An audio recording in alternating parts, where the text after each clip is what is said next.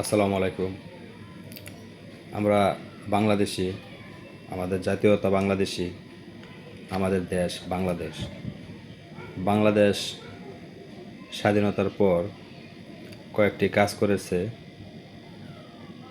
সেগুলোর মধ্যে হলো জাতীয়করণ হিসেবে বাংলাদেশের জাতীয় ফল রাখা হয়েছে কাঁঠাল।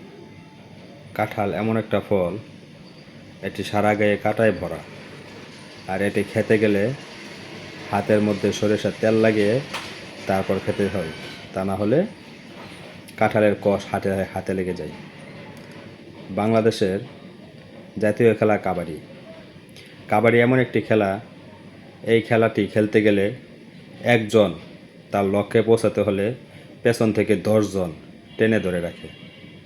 এই খেলার নাম হচ্ছে কাবাডি খেলা, যেটা আমাদের বাংলাদেশের জাতীয় খেলা।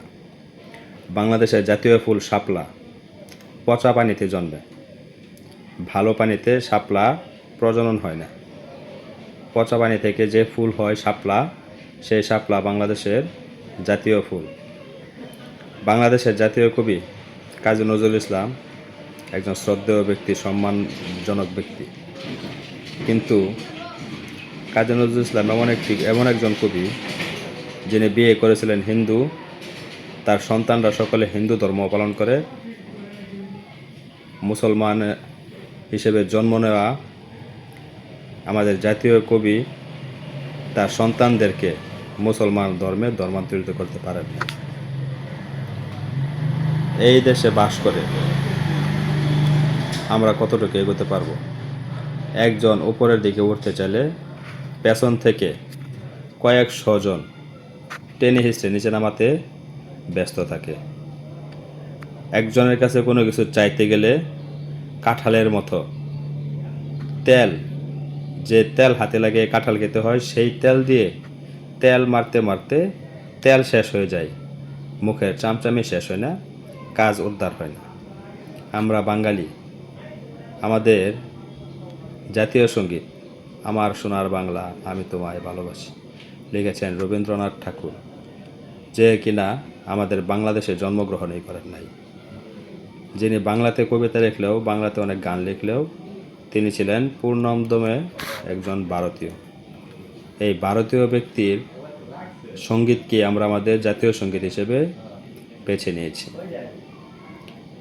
আমাদের এই দেশ কোনো দিনও পরিপূর্ণতায় প্রকাশ পাবে না, পরিপূর্ণ হবে না, কারণ আমরা বাঙালি জাতি হিসেবে একটি নির্লজ্জ জাতি, একটি বেহায়া জাতি। আমরা বাঙালি জাতি এমন একটি জাতি, 1757 সালে যখন নবাব সিরাজউদ্দৌলার পতন হয়েছিল, তখন ক্ষমতার মসনদে বসেছিলেন লর্ড ক্লাইভ। লর্ড ক্লাইভ ক্ষমতা গ্রহণ করে একটি কথা বলেছিলেন, বাঙালি জাতি হচ্ছে এমন একটি জাতি, এরা নিজের দায়িত্ব অন্যের কাঁধে তুলে দিয়ে তার দাসত্ব করবে। মানে বাঙালি জাতি হচ্ছে দাসত্বের জাতি। সেই জাতি তো আমরা আর কতটুকু ভালো হব? আমরা আর কতটুকু নিজের পায়ে নিজে ভর দিয়ে হাঁটব? আমরা আর কতটুকু নিজের উপর ভরসা করে বেঁচে থাকব? এই জাতি হিসেবে, আমি বাঙালি হিসেবে নিজেকে অসম্মান করছি না, আপনাদেরকে অসম্মান করছি না, তবে কিছু ইতিহাস আমাদেরকে অনেক কিছুই শেখায়, অনেক কিছুই বোঝায়। বাদ বাকিটুকু বললাম না। ধন্যবাদ সবাইকে।